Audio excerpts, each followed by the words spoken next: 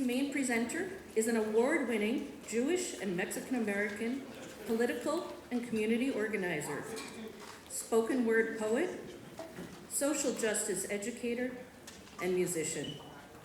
He is a National Poetry Slam champion, a 3-time award winner at the College Union Poetry Slam Invitational, and winner of the Sonia Sanchez Langston Hughes Poetry Prize.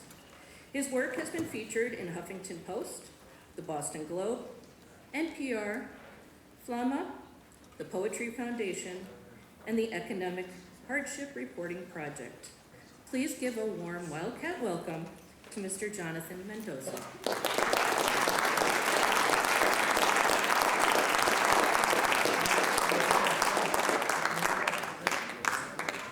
Hello, everyone. How are we doing? Is this your last period of the day? No? No. And then you have school tomorrow, right? No? You go straight to spring break. That's so exciting. Are we excited for spring break? Yes. Okay, I heard one really passionate yes, and the rest is cool. I see some folks transitioning in. Thank you. So let's see. Oh, okay, there we go. So my name is Jonathan Mendoza. I use he, him pronouns. I am going to share some poetry today with you, and also just a little bit about my life, my background, to what I do. So first things first, as we're coming in, important pop quiz / question. Last period was slightly better. The first one really struggled with this, but what is the best dipping sauce? Ranch? Honey mustard is wrong. It is second place. Honey mustard is second place. Okay, I like that. Thank you for that. Buffalo. Okay, that's bold. That's a lot. Raise your hand for honey mustard. Ooh, that's struggling. There's you are few but mighty. I will say that. You're very loud, the honey mustard crew. Chick-fil-A sauce. Okay, I see it. Okay, wow, this section is very, okay. Buffalo sauce? Yeah. Okay, we got one super happy person. Okay, how about tangy barbecue sauce? That's it? Oh my gosh. All right, please give it up for tangy barbecue sauce, everyone. Thank you. All right. So, someone say he's throwing up? No? Okay. Just want to make sure you're all right from tangy barbecue sauce. All right. Odes to tangy barbecue sauce. My sweet melted sugar butter. My delectable delight. Maple syrup ketchup. High fructose brown thick Gatorade dip. Who would I have become without your blessings? Few items of McD's could I enjoy in the company of friends. Mother too kosher and too dietitian for me to ever have neared the monolithic Whopper. But you, my sweet tangy, my sauce-delicious saucy, you steadfast salvation at the 2:30 a.m. drive-thru. Respite from the anxiety of a 3 a.m. chiding from parents upon our return home. Route 126 Enterprise, the only location open at the hours of possums. You entertain the wrath of newly licensed teens, pleading for the McFlurry machine to not be broken, even as we all know it is working perfectly fine. Suburban oasis, fountain of youth, even in my late 20s, as my awareness of my eventual end dependably increases. Red mustard juice permeating my teeth, my gums, my still good jawbones. Oh, sweet awareness of the inevitable. You rock me to sleep sometimes. Even when all the preservatives have burrowed into my blood, you linger on my tongue, savoring the day to keep me awake. A bad feeling for the night, a good memory for the morning. Give it up for tangy barbecue sauce once again. Thank you. This is the respect it deserves. Much appreciated. I'll remember that. All right, so a little bit about me. Okay, this is my favorite color scheme, and there's my website below if you're at all interested in learning more about me after this presentation. So before I get into it, I do like talking in terms of kind of a little bit about my background, my upbringing, my experience, and that kind of as the input to what I do now, right, the output. So kind of to ground us in that framing, I want to ask y'all to do like a very brief meditative reflection on this question. Who and what brought you here? Who and what brought you here? It's intentionally kind of vague and meta. Take this however you interpret it, right? If that's a car, if that's bus, bike, some mode of transportation, if it's parents, guardians, grandparents, if it's teachers, right? Really, however you interpret it. Someone last period mentioned like AirPods and having music. That's like what brought them here to be able to be here today, right? So just 20, 30 seconds meditating on that to think on.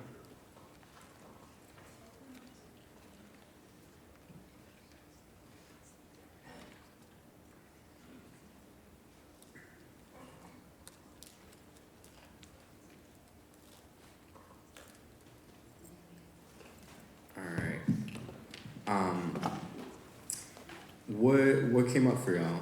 Just throw up a hand if something came up for you. Who and what brought you here?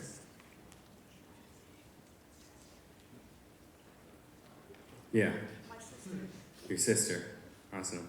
In terms of like bringing you to this physical place? Awesome. Awesome. How about back there? Did I see a hand? Oh, my teacher brought me here. Nice. Awesome. Yeah, and so like actually like having folks that you see here, right? Yeah, how about the family? Beautiful. Yeah. Friends. Love that. Wow, what a wholesome note. I love this. This makes me feel good. A lot of things bring us to the places that we are today, and each of these things can be like really unique to you. And there's also things that brought them there, right? There are people who brought the teacher here, or your friends here, your family here. There's just like this very long lineage of everything it took for you to be in this place today. So I want us to like kind of sit in the depth of that and the gravity of it, and kind of how incredible it is for us to like be in this moment together, right? And so with that, I also want to share what kind of brought me here. First, most importantly, I'm a proud Virgo. Any Virgos in the crowd? One. That's it. Okay, give it up for Virgos, everybody. We need some. I love this part. I love it. So, I was born in kind of like central-ish Massachusetts, about like 25 minutes west of Boston. And my parents, you see at the bottom picture on the right, my mom is descended from Jewish Eastern European immigrants in New York specifically, and family from like Russia, Poland, Lithuania. And my dad immigrated from Chihuahua, Mexico at a pretty young age. My dad, who you see at the top right, is a musician. He's a jazz vibraphonist. He's been doing that for a very long time. And my grandfather at the top is a guitarist, a painter, composer, I should say, he passed away a few years ago, but was extremely influential on my dad and my life and our pursuits as artists. What I kind of gained from them was just this devotion to wanting to create something beautiful for the world. That art was something to be treasured and valued in life, and like a real gift for us to be able to create and share with one another. And some context for that, my grandfather left Chihuahua, Mexico to travel kind of around the Southwest United States for some time as a traveling musician to be able to gain some money to send back to my dad's family in Chihuahua. And it wasn't a lot, but he got by. And eventually when my dad turned 10, he decided that he wanted to meet his father for pretty much the first time. And so he crossed over and met my grandfather in Arizona and New Mexico and California. And through this, like, developed a really lifelong love for music and the arts. So that's kind of what he ended up pursuing, and the values that were instilled in me from him. On my mom's side, she has been a lifelong advocate for public health. She's worked in different positions, but really tireless worker for meeting constituent need, especially folks who are underserved with regard to public health around like diabetes prevention and getting food and like maternal assistance to mothers with young children who are like in poverty or low income. So I grew up with that value as well, of really looking out for people in the community, people who are being neglected, excluded, not being sufficiently served, and just generally struggling. With that, I kind of grew up having this biracial identity, being a little confused racially, ethnically, religiously. That's me at the bottom in the center. You can see how confused I look. And I had a lot of reflections around race, migration, multiraciality, also privilege and class inequality, my mom's family being kind of notably having more wealth than my dad's family for sure, and just these kind of broad questions about relations between US and Mexico and the global south and kind of histories of US imperialism and why things were the way they were, right? At the same time, change on this. I had a lot of questions, right? Questions about why these things were the way they were, and also what I could do about them. And so I decided that kind of the main things I could do about them was organize, be a political and community organizer, quote unquote activist, but also use artistic expression, use storytelling to try to change people's minds, perspectives, understandings of situations, and really try to shape the world for the better that way. So I got into poetry and spoken word, music. I also compose and songwrite and film. And now I get to kind of tour and talk with folks around the country, sharing my poetry, doing workshops. That last piece just kind of demonstrating I am also a passionate educator. So I really believe in not solely using my knowledge and skills that I've developed for myself. People taught me those things, and I feel like I have the onus of sharing them with others as others shared with me. And so I do a lot of that work to get the tools of poetry, art, organizing into different communities, especially neglected ones like communities of color, immigrant communities, and young people. And last but not least, kind of the biggest hat for me is as a community organizer. So just by show of hands, have people heard the term community organizer before? Some folks? Okay, cool. So there is like a notion when you see like activists, you might just picture someone like chanting with a sign and marching, right? But kind of the organizer role, there's a lot more that goes into it. That's just kind of the tip of the iceberg, but there's the actual building relationships and connections with communities and that strength so that you can take big action like that. So that's a lot of the work that I do around democracy and kind of multiracial, inclusive democracy here in the US, immigrant rights, housing justice, and more. So I'll go through this briefly and then I'm gonna share another poem. But how I got into writing, so as I mentioned, I kind of like developed that worldview of social justice and figuring out what I would do about it through storytelling and organizing. And as I got into high school, there's actually a poetry slam within my high school, which I was really fortunate to have. And it seems like pretty cool and powerful, so I signed up for a chorus over the summer to kind of focus on that. There I remember being exposed to this poet named Julian Curry. I definitely recommend checking him out. If you just Google Julian Curry, he has a really amazing poem video on the history of the N-word and the way he details with like an emotional arc, like the lineage of the N-word from days of slavery into its current use today. I just never have felt so transformed in my understanding of the subject than I did in like 2.5 minutes.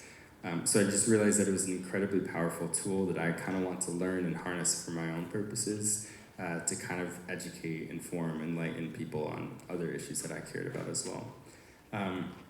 So I went to college, Emerson College, for a year to study film when I still felt like that was my passion, to tell stories that would change people through film. But as I realized poetry is kind of the medium I wanted to focus on, I transferred to Berklee College of Music for a variety of financial and personal reasons, but they also had a really strong poetry program and spoken word program. And I did that for 3 years and joined some adult poetry slams in communities and competitions. And as you can see there on the left, I am wearing the same exact sweater, don't judge me. And that is in Austin, Texas, there with my friend at the National Slam, and we were to get recognized as like having one of the feature poems, as they call it, so one of the poems that is most desired to be featured on the final stage. And then in the middle, we won in 2015 the National Poetry Slam with the Boston Poetry Slam team in Oakland, California. And I just feel very fortunate that like poetry has been able to take me places through the opportunities I've pursued, and be able to share my work with more people, get more light shined kind of on what I've created, and also build community and meet really amazing people around the country and around the world who are doing this. And I have a little book, When the Crows Come. I have some also if anybody's interested in purchasing, as well as another one that I'm working on. But I was able to like publish a book with an indie press in 2018, and that was really exciting too. My grandfather painted the cover and had an illustrator commissioned to do like drawings inside the book, which you saw earlier. And yeah, I think it's just been a delight to kind of finally feel like you have a product out in the world to share with people. I'm gonna share another poem. How are we doing? You still with me? I know it's like later in the day. Yeah? Yeah. Say yeah. There we go. Okay, that's the affirmation. Has anybody been to this? I think it's called just Libertyville restaurant. It's like half a mile away. Has anyone been to it? The Liberty, is that what it's called? Okay. They have a really good frittata. I highly recommend the frittata. But I didn't have enough water while I was eating it, so I'm just gonna drink water.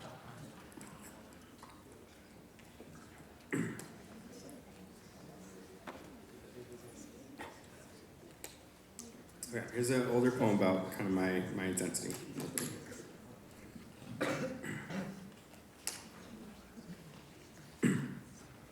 Brown boy, white boy, after Angel Nafis and John Sands.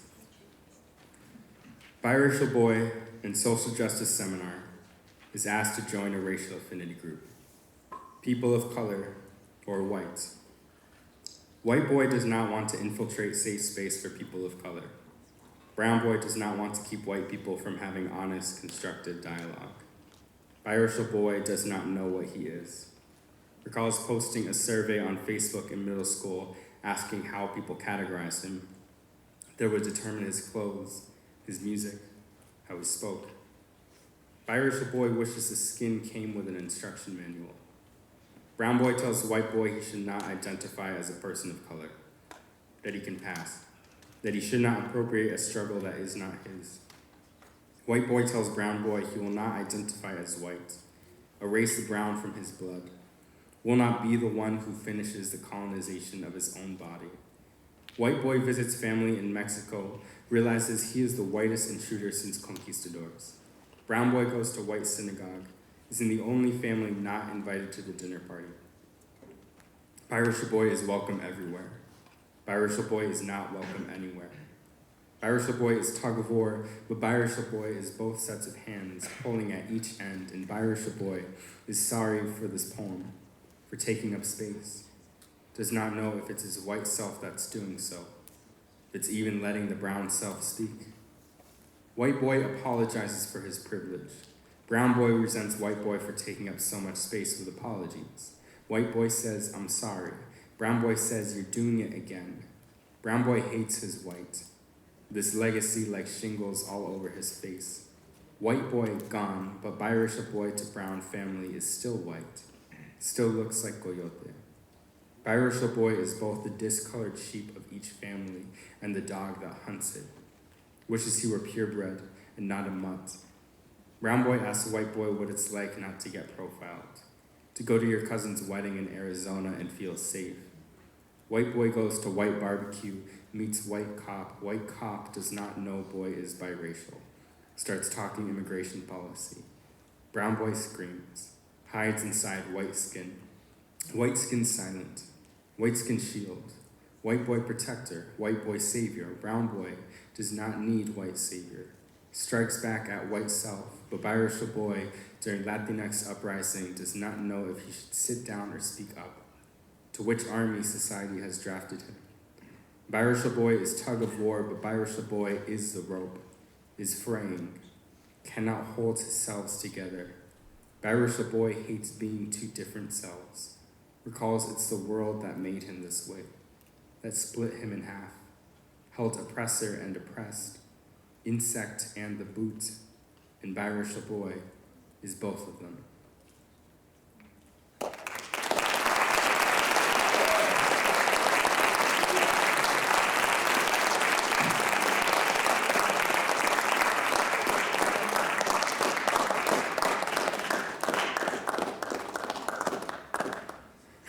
Been going a long time there.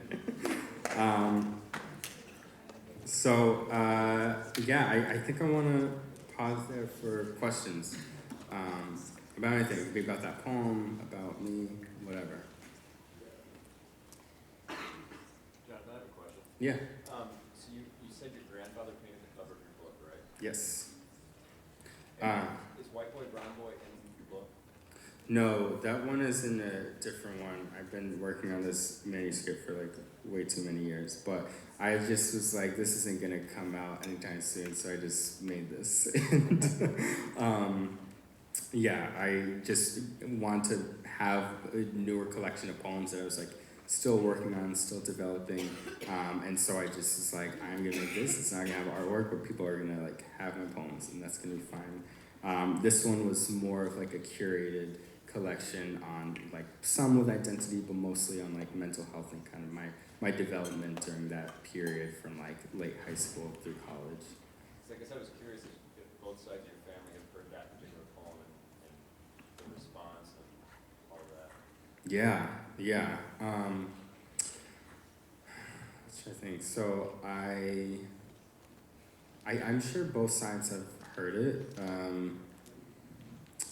So my dad's side, it's like super complex because like I think every individual family member would probably have a different perspective. There are folks like on my mom's side who are maybe like a bit more unformed when it comes to like racial identity, and it probably kind of goes right over.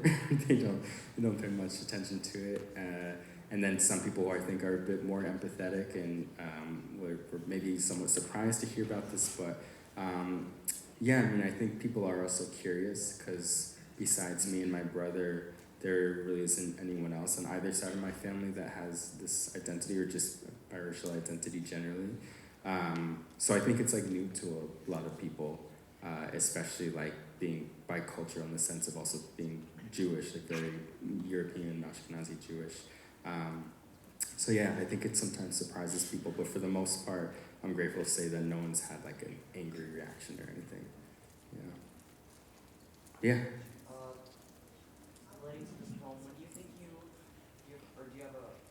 ever recall a time where you, like the first time you truly felt that you were like different, or realized that the subject of this poem was like this? Yeah, that's a good question. First time that I felt that I was truly different. I think I didn't make much of my identity. I mean, some of my earliest memories, I don't think I thought much of it. Also because my dad's like friend group is very diverse, and my dad like doesn't really speak with an accent. He came like at a very young age, at like 10 years old, and it has been like quite assimilated. But I think I remember, and I actually have another poem about it, but I must have been like 5 or 6 and playing outside during like a summer camp. and there was like one kid who was really, really annoying, and we started fighting, and he kind of looks like the kid from Stuart Little. Have people seen that movie, Stuart Little? Like the blonde spiky hair and glasses. No one's seen Stuart Little? This is such a disappointment. Okay, that's your homework. I know I don't teach here, but that's your homework for spring break, is to watch Stuart Little. Anyway, we started fighting, and I think like it's like I'm like quite light skinned, but I guess in the context of that circle, he like kind of said this like racist thing, and he was like super young. He was like 6, 7. So it's just like where did you learn this? But I remember being super upset because I think that was one of the first times it's like, oh, like am I like at all different appearing? Yeah, so I think that was kind of like the first shock to my system. That was, very early memory to have, like so vivid in my mind at like 5 or 6 that I remember so clearly, like crying in the office, and then the teachers and staff, like they were so confused, they had no idea what happened or what was said. And, yeah, so I think that stuck with me, but it wasn't until this moment where I did this summer program and they asked us to join an affinity group, whether you're white, black, Asian, or like Latinx, Hispanic. And I was just like, oh, this is the first time I'm actually being asked, like put myself into a box that feels very challenging. So yeah, that's what kind of inspired that poem. Yeah. Other questions?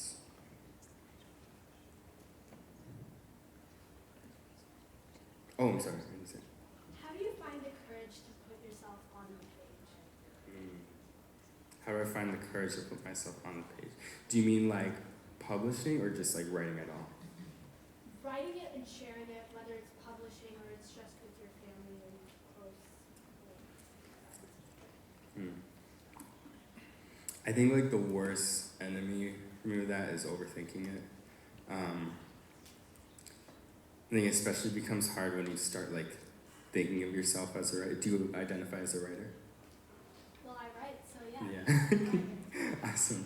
So I like love that. I love claiming that, and I also think that a challenge for me was once I started identifying as a writer, I was like, oh, I have to be good. And so as soon as I put my pen to the page, whatever comes out, it has to be like, wow, that's incredible. And it's not. It never is. And that sets me back and holds me back a lot. And I just have to like get over that. And I forget who it is. There's like a famous artist, like intellectual person, but who just like really encourages like doing things really crappy, like just being really bad at something and doing it and like being happy about it. And so it's like if I want to tackle a poem, I need to feel excited about writing the crappiest draft that can ever possibly come onto this page, and that's gonna be what it is, and I'm gonna love it. After that, whatever happens, happens. I can hate it and throw it out. I can just be like, oh, there's something here, and I can edit it, revise it, do all this. But yeah, I think almost trying to let go of like feeling like it needs courage to write. Like ideally, it shouldn't be like this like valiant, big obstacle that you're jumping, but it's like just try to write something that sucks. Just like write the worst draft you can think of, and then you'll see like something come out. But once you like just get rid of all those restraints that tell you that you have to have courage, that it's this big obstacle you're trying to jump over, I think you just open a lot more possibilities for yourself to just like let yourself not have to be perfect off the bat. I hope that helps a little bit. Yeah. Yeah. Do you think poetry is for the poet or for the reader? Do I think poetry is for the poet or for the reader? This is an excellent question. I think it can be both. I heard someone say, and it kind of resonated with me, that like, if you are putting something on paper to share with the world, like it should be for the world. Like if you're sharing something for an audience and you want to connect with them and resonate with them, it should be for them. And some people are like, I don't care what the audience thinks, I'm just gonna write my gibberish and it's gonna be whatever and it's what I feel and what I love. And there's some folks who do that and love it and audiences love it and that's great. There's also people who do that and their audiences feel super abandoned and confused and they don't know what they're writing about. It's just tough for them to engage with. I don't mean to like judge that or critique it. I can say like that's not what I want to do. Like if I'm gonna put a ton of time into creating this piece, I want it to like do something for y'all. You know, I want it to inspire, or educate, or inform. And so in that sense, it's kind of reciprocal. I hope that I'm giving something to you, but by me giving that to you, I get like a piece of joy that like, oh, I'm contributing something to the world, whether it's knowledge or insight or just some kind of emotional change. Yeah. How about here in the front? Yeah. I was just curious, was your family supportive of you being a like writer and poet, or what? Yeah. Yeah, I'm very thankful for that. They have been. You know, my grandfather could have taken, well, he probably could have pursued like more lucrative work, you know, than becoming a guitarist and painter. But he was a romantic. You know, he really loved just like the romance and beauty of art, and he traveled to Spain to learn from the best guitarists and like took painting lessons, all these things. And I think my dad got a lot of that and instilled that in me.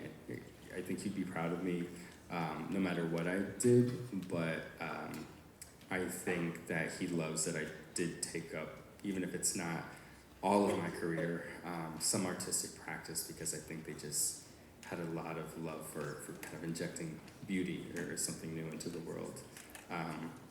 And my mom too. My mom is just incredible and like super supportive, and yeah, my brother's a musician too. He's a music producer, and step siblings, cousins. There's just like a lot of music and artists in my family, and we've done what we, you know, whether it's side hustles or monetizing things, like to like have it be something that's sustainable. Thankfully, as a practice. But yeah, I'm very grateful for their support. Cool. How are we on time? About 10 minutes. 10 minutes. Okay. I'm gonna share a little bit more, and then I'll do a poem. Okay. So a little bit about why I write. And so yeah, I kind of on that note, I encourage it as catharsis, right? Even if it's not something you want to take up as a career, whether it's poetry, writing, some other art form. Do we have like artists in the room? Like whatever it is, dance, theater, painting, drawing. Cool, that's good to see. So yeah, I think just like, even if you don't identify as an artist, doing some artistic practice just as emotional catharsis for your processing, for your wellness, for community building, there's like so many reasons that it can feel valuable to have some kind of creative practice. Just, you know, even for yourself, even if it's not for others, right? The other reason is I see my poetry really as an extension of my organizing and activism. I do think that like political organizing is like extremely important to build like power in our communities so that we can like get the things that we deserve and need changed for justice. And also that there's certain things that poetry and art can do that other forms of kind of activism can't. I think specifically in terms of establishing a really emotional connection to an issue, that is something that just art can just hit a nerve in ways that other things can't. So I really try to find creative ways to connect these two things in my career, whether it's there's at the Poetry Incubator Festival in Chicago, connecting like community organizers, poets there, as an example. And then also viewing art as our own media, as a way of making our own media. There's billions of dollars into an industry of telling our stories for us, right? Whether it's through news or movies or TV shows. Having some artistic practice allows you to kind of take some of that storytelling power into your own hands. You are each extremely unique. You have your own perspectives and experiences and identities, and being able to translate that into some artistic medium is a way of you being your own newscaster in a way, right? Telling your own story. And yeah, so this is a little bit of what I've gotten to do on the left there. I got to teach a workshop on kind of the psychotherapeutic benefits of poetry for folks who are houseless, right? Commonly known as like homeless in Western Massachusetts, and also people who support folks who are houseless, and just ways to use that as a tool for their own mental health and wellness, especially when more traditional forms of counseling aren't available to them. In the middle, I got to share a poem at a really big march and rally in downtown Boston after the 2016 election on my immigration background in my family and why I'm marching for immigrant rights. And on the right is part of a workshop also in Chicago at the Mexican Museum of Art, where again I feel like I'm able to kind of take my organizing and artistic background and pass it along to other folks in the form of education. Let's see. I'm gonna share another poem. Cool? Cool. Thank you.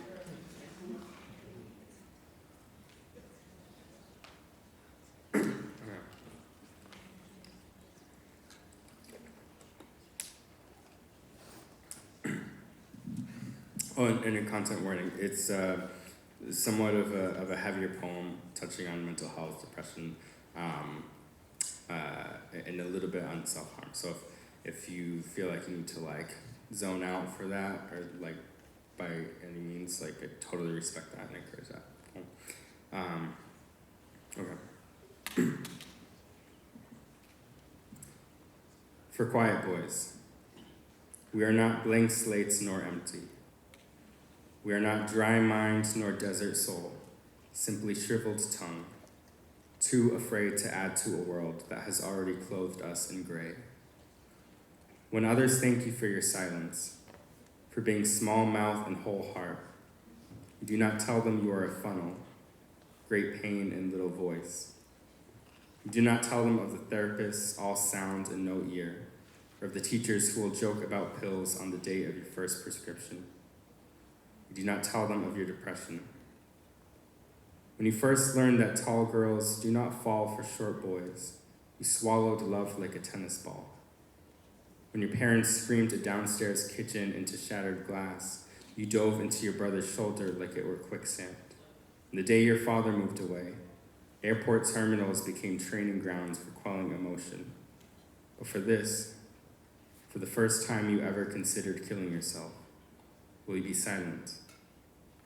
You were 19 years of doubt, 16 years of shy, 13 years of fearing death, and 2 months of wanting it. You are broken. And you will say it over and over until its bitterness begins to taste sweet to you. I am broken. I am broken. I am unheard cry and whispered tragedy. I am my mother's tears and my father's speechlessness. I am the last cut branch of family. I am family. I am brother. I am son. I am love and friend and help and voice. I am voice. I am here and breaking, and I will not become body found too early, note found too late. I will grab onto loved ones like ledges, let them yank the suicidal from my throat. I'm not broken. I've not yet been broken. Say it over and over until it sticks in your mouth like taffy. You have not yet been broken. You have not yet been cracked, but you will crack louder for every self-absorbed therapist and backhanded teacher, for pain and glass and quicksand, for tears and screams inside you that have not been let free. You are 19 years of being spoken to, 16 years of speaking back, 13 years of living, 10 minutes of living, and 2 months of still hanging on. You are not broken. You are not broken. Say it until you realize you have never been this way. Speak it until you learn that you are not alone. Scream it until its echo slaps you back and you learn your power to everyone around you. You are breaking. You are not broken. You have not yet been broken. So for quiet boys, scream.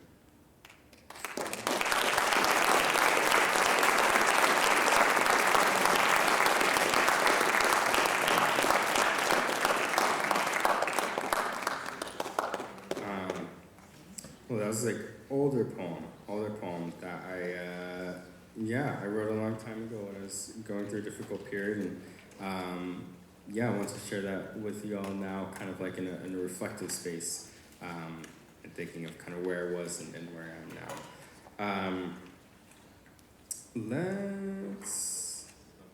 Let's see. You know, any questions? Any questions? Yeah. For you, as far as writing poetry, obviously you write. Have you read a lot of poetry? And if you have, which one do you really prefer more? I guess it could be situational, but does reading other people's poetry lead you to happiness as much as writing your own? I was just kind of wondering that. Yeah. Yeah. So perhaps interestingly, I don't actually read a lot of poetry. I'm very, very picky about poets. For me, because I engage so much with politics and social justice, that's my primary focus, is reading content around that. So it's history, sociology, and then I will be really intentional about seeking out poets who I feel have really strong overlap of the two. So maybe it's poetry that incorporates some social commentary or historical analysis. And so there's a few folks I'd say, Wendy Trevino is a big fave. And then also Solmaz Sharif. If I had to name one poet who does this, I think incredibly well, Solmaz Sharif.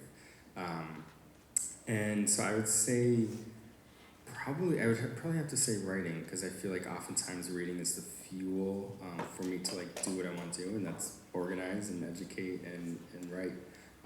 And so I think being able to create that kind of output is what I really love. I heard a sigh over here. Someone didn't get a second question. Yeah. Could you explain your writing process from the birth of the idea to the actual final product? Heck yes, I can. So,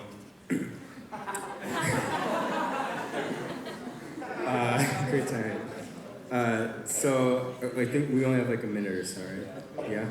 Just real quick. I think, and oftentimes in this Venn diagram, what's urgent for me to tell, what's urgent for the world to hear, and what can I uniquely say? There's a whole workshop for this, but the birth of the idea for me is the most important piece, and then what comes after that is crappy draft after crappy draft, sharing with people, revising things, right? A last note to end on, as you go out, we talked about the input, right? I just shared a little bit about the output. I encourage you all to think about this as you step away. You have your unique identities, experiences, backgrounds. What do you want to do with it, right? What do you want to bring into the world? Whether it's some kind of artistic practice or something else. All right, thanks so much, everyone.